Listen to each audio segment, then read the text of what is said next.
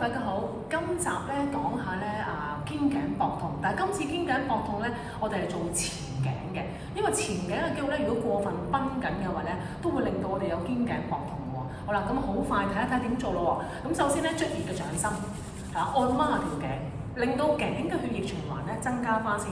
咁我哋拉頸嘅時候就好好多噶啦。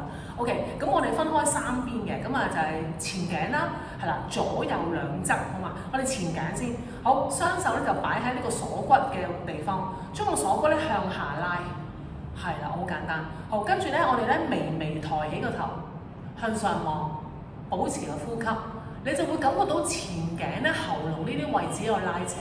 嗱，如果繃緊嘅話咧，個口咧有少少微微張開，唔緊要嘅。咁做幾耐咧？維持喺度咧，大概係15至20秒。好啦，咁跟住咧，我哋咧慢慢攞起一隻手啦，掂一掂個後腦，將個頭搬翻中間。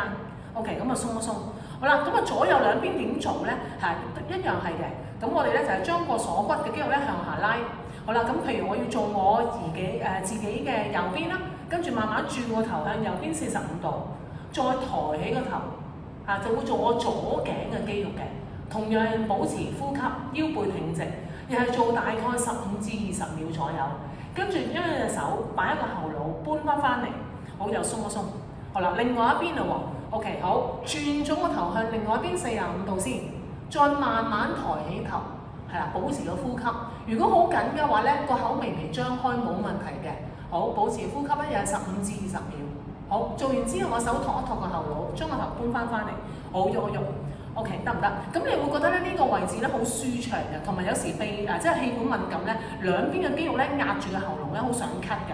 咁呢個動作咧就可以幫你舒緩翻。我哋下一集咧就講下我個肩頸膊痛咧點樣可以咧肌力訓練用一個彈力帶咧去做一個舒緩嘅。下次見，拜拜。